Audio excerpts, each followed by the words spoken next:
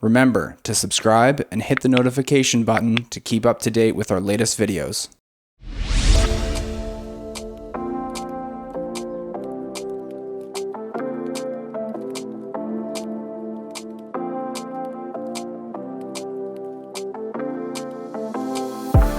Take it all back, hate the things that you said, 'cause I wish you didn't mean it.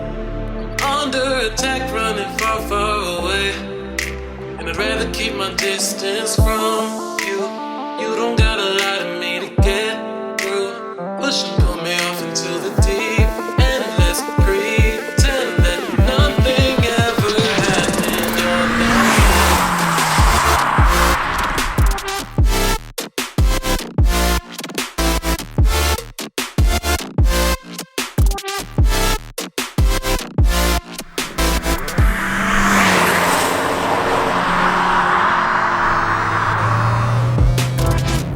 Alright, you guys, welcome back to the show. Welcome back to Roads Untraveled. My name is Marcus, and today we're driving the Fiat 124 Spider Abarth.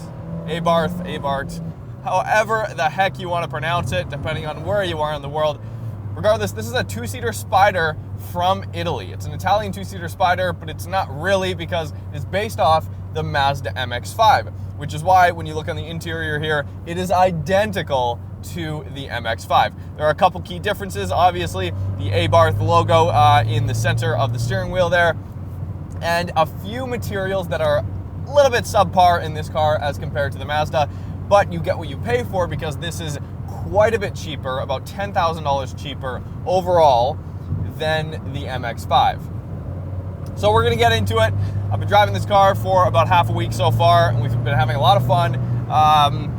And we're gonna go over all the details inside and out, show you guys how it drives, and see what the 124 Spider is all about, and more importantly, see how it stacks up to the MX-5, regardless of that price comparison.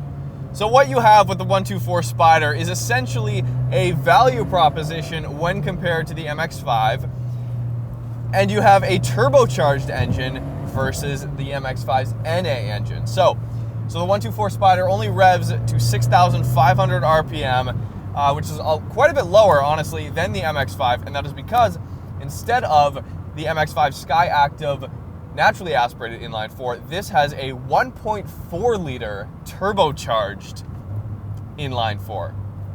So, effectively, it is a large motorcycle engine powering this Fiat 124 with a bunch of boost. And what you get with that is actually a car that is torquier than the MX-5. Like in the mid-range, it feels a little bit quicker than the MX-5. Even the RF that we drove recently with that updated engine, with the extra torque in the mid-range, this still feels a little bit punchier in the mid-range, albeit the gap is very small now though. Like the MX-5 felt really good, and this feels good, but there's not that much of a trade-off anymore when you go for that NA MX-5. So, in my opinion, after driving it, I mean, the turbo's cool. This car sounds better than the MX-5, definitely, and upon cold start, you will come to notice that it is very loud and very grumbly and gargly off cold start, and when you kind of just get up and go in the lower RPMs, you hear a little bit of turbo spool through the exhaust up front, especially when you have the top down.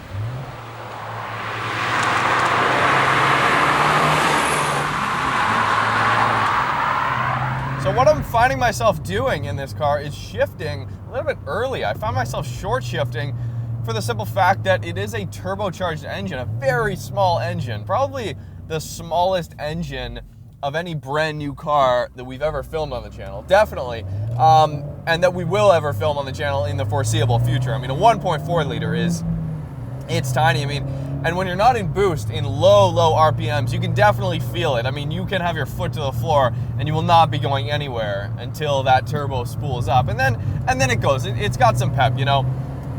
It's nothing crazy. It's nothing spectacular. It is not a fast car, nor is it trying to be a fast car though. People get these cars confused with sport, like a bigger sports car, you know, with a V8 or a twin turbo inline 6 or something from BMW or whatever it may be.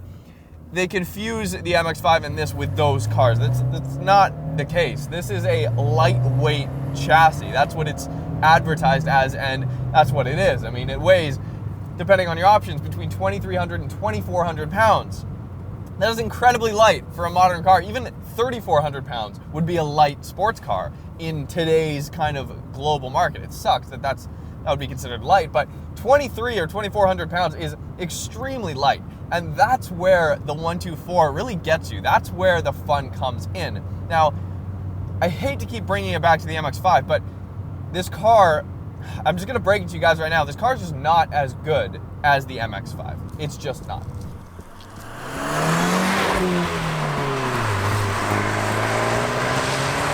So this being the Abarth, you would expect it to be kind of like the Fiat 500 Abarth in that you would get a lot of exhaust crackles and obnoxious sounds coming from it.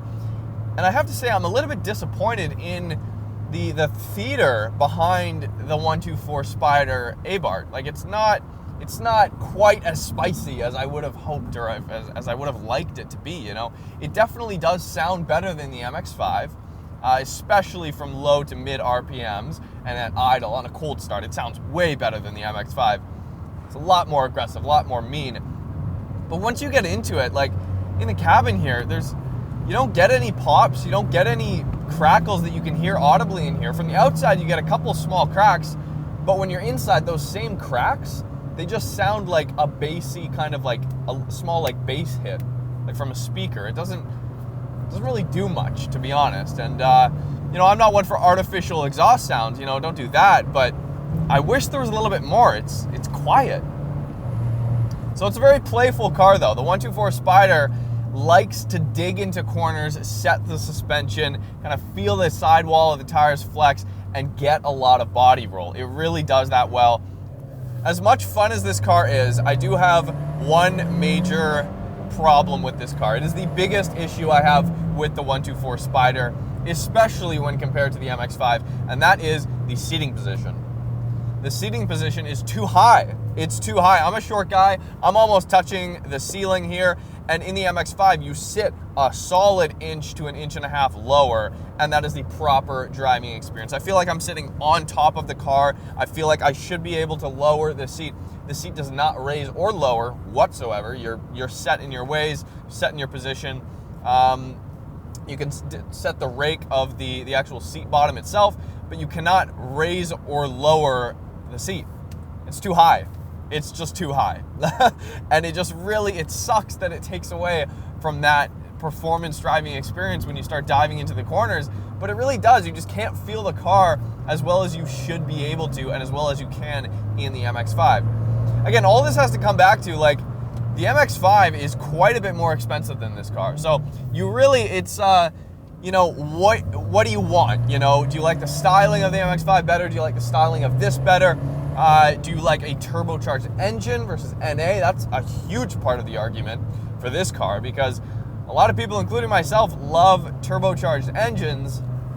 And this is a pretty good engine. I mean, it does kind of fall off power-wise around 6,000 RPM when you're kind of creeping up towards the red line, but it's got like that little turbo torque shove down low that a lot of people are going to enjoy around town. It does like liven up the car around town, definitely more than the first iteration of the ND Miata did before they updated the engine.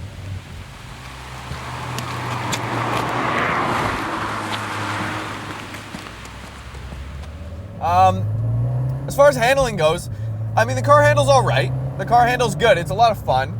You could definitely like kind of dip and dive into some corners. It just does not have the confidence that I was hoping. It gets a little bit twitchy when you're creeping up on oversteer. I slid the car a couple of times, and it just like, it's very twitchy. It's something to do, you know, something around the steering, and it feels kind of elastic the way it like pops back. Maybe I just haven't had enough seat time in the car. That could be it, but it just feels a little bit nervous on the edge. It definitely feels a little bit nervous on the edge. Understeer hasn't really been a problem. It's been when I'm not trying to get oversteer per se, but I'm accepting the fact that if oversteer comes, it'll be fine, and I'm preparing for it. And then when it does come, I would like address it or correct it with counter steer as I normally would in any other, you know, front engine rear drive little car like this. But it just kind of, it gets a little twitchy. It doesn't feel happy on the edge. which is really disappointing. It just kind of changes direction on its own, but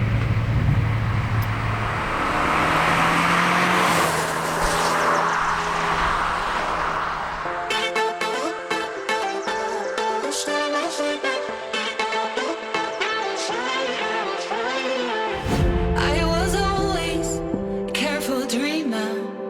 Wild thoughts lock them up, never free them. I was waiting for no reason. 1,000 thoughts rising up through the ceiling.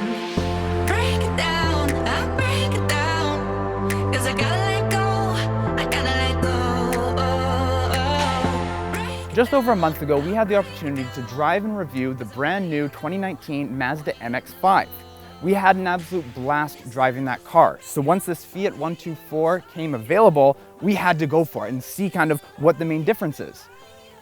Now the cars are basically the same throughout, however the main difference comes down to the engines. Whereas the Mazda MX-5 is powered by a 2.0 liter naturally aspirated engine, this is powered by a 1.4 liter turbocharged engine. Besides that, you see a lot of similarities between the two vehicles, especially when it comes to the interior. Whether it be the infotainment system or the navigation buttons or the scroller, it's basically the same as the Mazda. Now there are some stylistic differences, as you can tell, between this and the Mazda. However, I have to say I tend to lean towards the look of the Mazda over this, but I do think Fiat did a great job designing this car. I think they did a great job on the front end of the car. It looks really nice and aggressive, and you have some nice lines to it, and I absolutely love the design of the wheels. Another difference between this and the Mazda is that the Mazda had a hardtop retractable roof. This has the soft top, which personally I'm not a big fan of. I prefer the actual hardtop, as being here in Vancouver, it rains for half the year. So the days that we can actually drive around with the roof down is quite limited.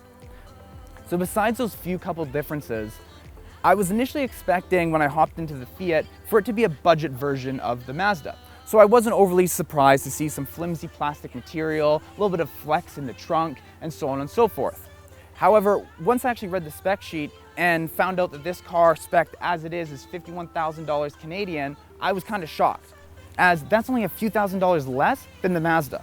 But anyways, let's hop inside and take a look at everything.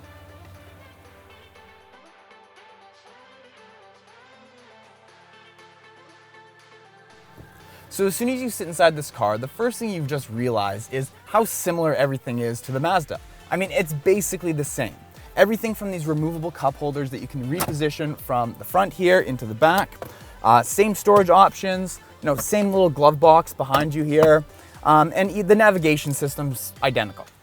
However, the materials that they've used in here cannot beat the MX-5's.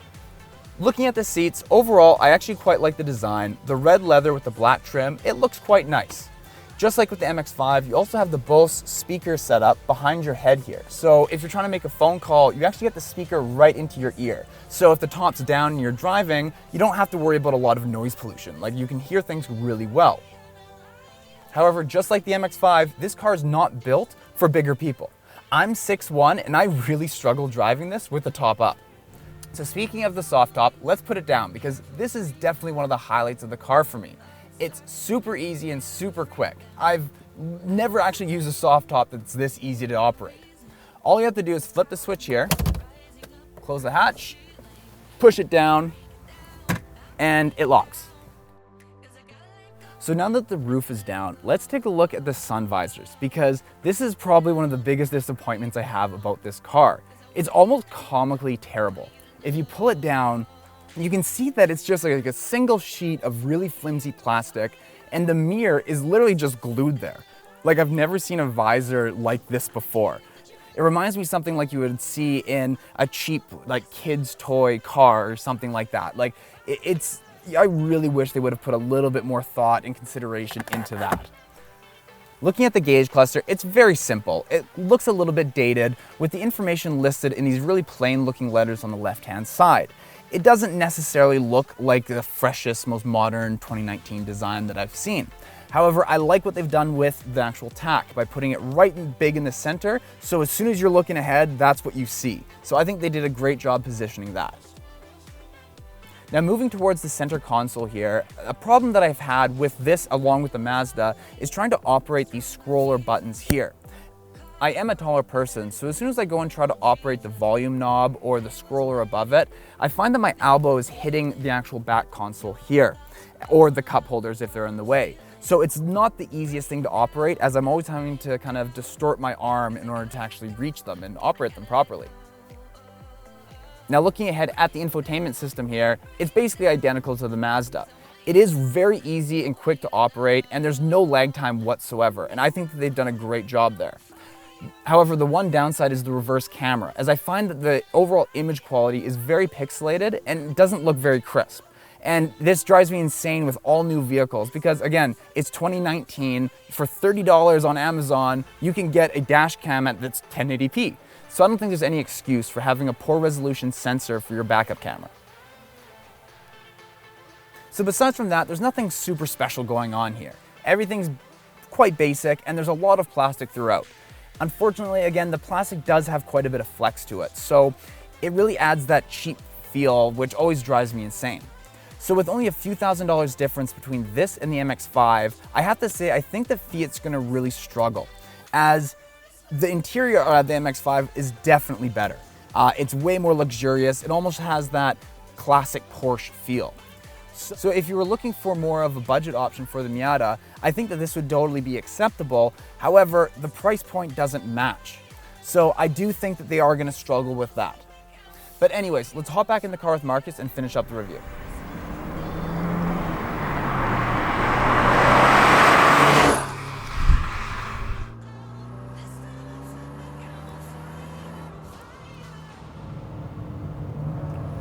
Dive into some corners here. Again, like the inputs are good. You can see there, it kind of like wants to oversteer a little bit. Traction's kicking in like crazy. Try to slide this maybe a little bit. This little hairpin here.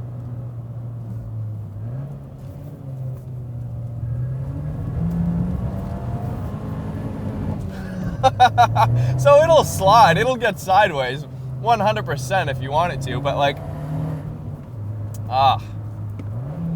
it's just, you gotta be really careful. It'll bite ya, it'll bite ya. Maybe that's where the Scorpion logo comes in. Maybe that's what it's all about. Italian, it's very Italian.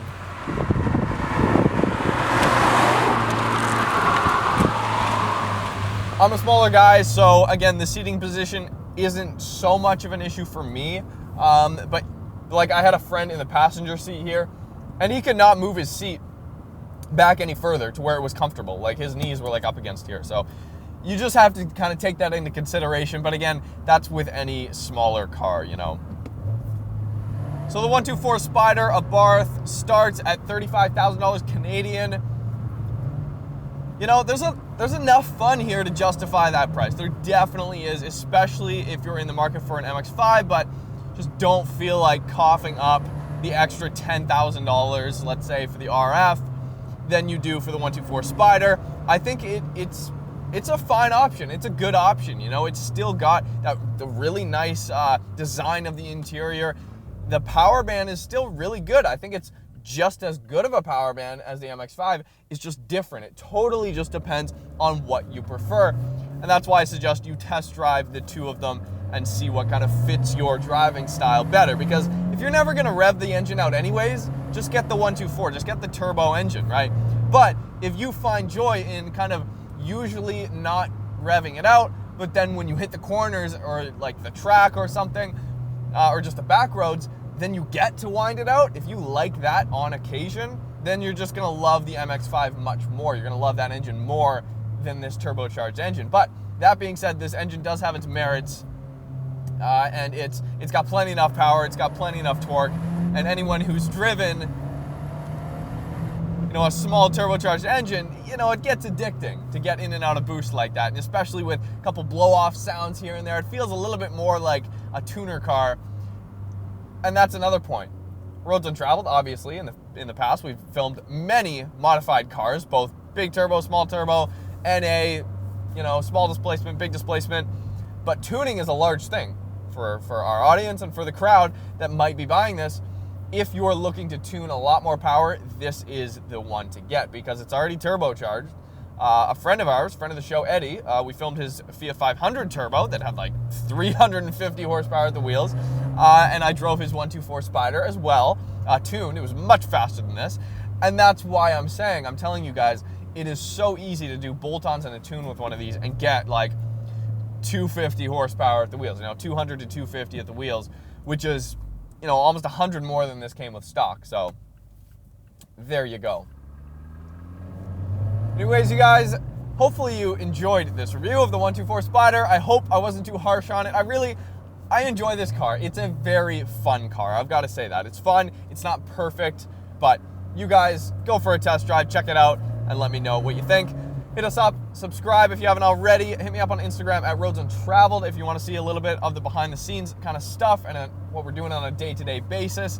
And you can interact with me there. If you want to have your modified car featured on the show, we will be here in BC for the next few months and then probably down at LA or somewhere warm and sunny for the winter. So slide in the DMs, hit me up at marcus@roadsuntraveled.com, shoot me an email or something, and we can shoot. Have a nice day, guys. See you soon.